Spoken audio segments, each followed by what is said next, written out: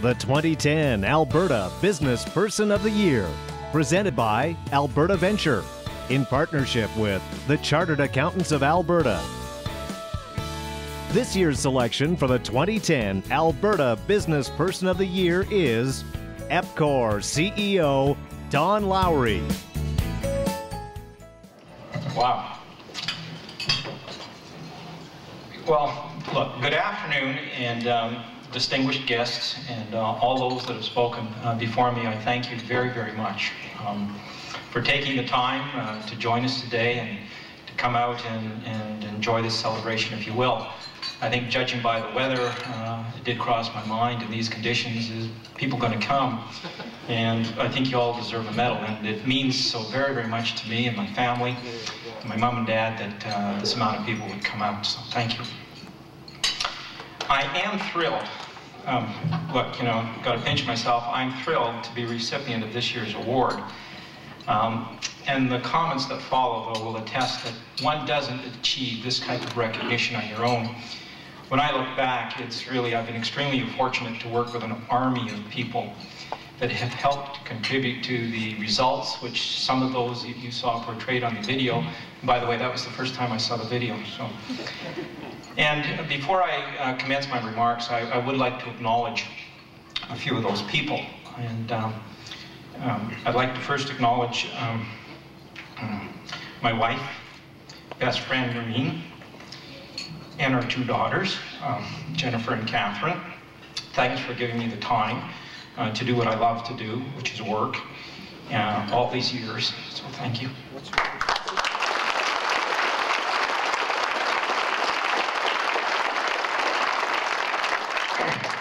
And to Hugh Bolton, he's Epcor's chair, as you very well know. He's been a one-of-a-kind chairman, a leader, and a mentor, and he's always been there for me. A foundation of Epcor's success is our governance, and I think Hugh's leadership, I know Hugh's leadership is a testimony to the quality of our governance, so thank you very much, Hugh.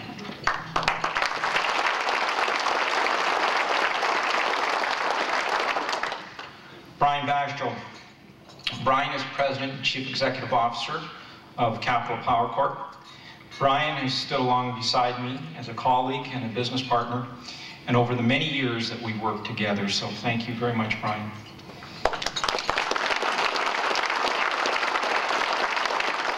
And to my executive teams, both past and present, and those that I hope to work with in the future, and to all the employees of Epcor who are second to none. I'd also like to thank Venture Magazine, Ruth Kelly, and to the selection panel. Wouldn't be here without you. And to this wonderful event, and the suit feels real good on, so thank you very, very much. Best suit I got. But is it waterproof, you know? But lastly, and most importantly, there's two people I want to recognize that have had this kind of confidence in me from the beginning, and it's my mom and dad, so thank you.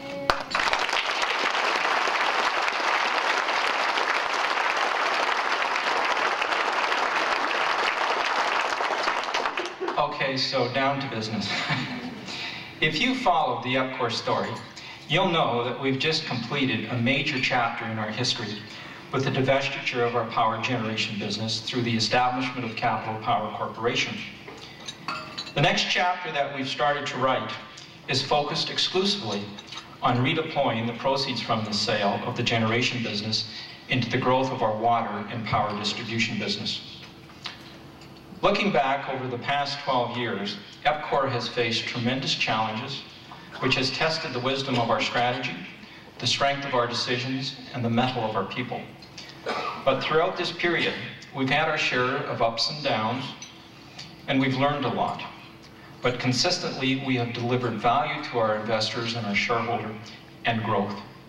Testimony of that is the $1.8 billion in dividends and franchise fees and taxes that we've paid over the last 12 years to our shareholder, the City of Edmonton. This performance includes growing the annual dividend from approximately $67 million a year in 1997 to $135 million a year last year, and we're expecting to pay $138 million this year. So, Jane, you're in good shape. As President and Chief Executive Officer of Epcor, navigating our progress through this period has been both exciting and rewarding work. Looking back, there's many reasons why I would never have traded this for anything else in the world, but there's two that stand out as principally why I would never have traded it. These are because of the people you meet and get the opportunity to work with, and secondly, the growth you experience not only as a company, but as an individual. It's because of this that I've been asked to share with you today some of my thoughts and lessons learned about leadership and what it takes to grow a company like Epcor. To me, leadership is not about the title or having the corner office with the view.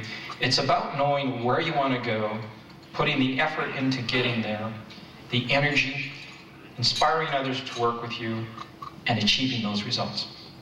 It's about building, it's about achieving progress, whether I'm talking about an individual, a career, a company, a nonprofit.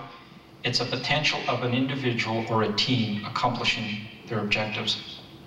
There is, quite frankly, nothing more rewarding than taking something from its raw form in its beginnings, and with the contribution and work of many people together, turning it into something spectacular. That's what leadership's all about. It's even more delicious, though, when there's many that doubt that, in fact, you can achieve that. And you know, over the years, what we've done here has defied the common understanding that many people hold of a municipal utility and what it, in fact, can achieve. In developing people, you know leadership when you see it, and you know when it's absent. This view I will expand upon in my remarks that follow, which I've entitled Leadership from the Ground Up, to capture the theme of Epcor's growth, if you will, from the ground up. Now, to build a company like Epcor, there's certain conditions that must be present. Some of these are present within your power to create, others are circumstantial and imposed upon you. How you respond to these conditions measures your success as a leader. I'd like to illustrate this point by using Epcor as an example. Our success was, is, and will continue to be predicated on 4 key conditions and 1 special ingredient.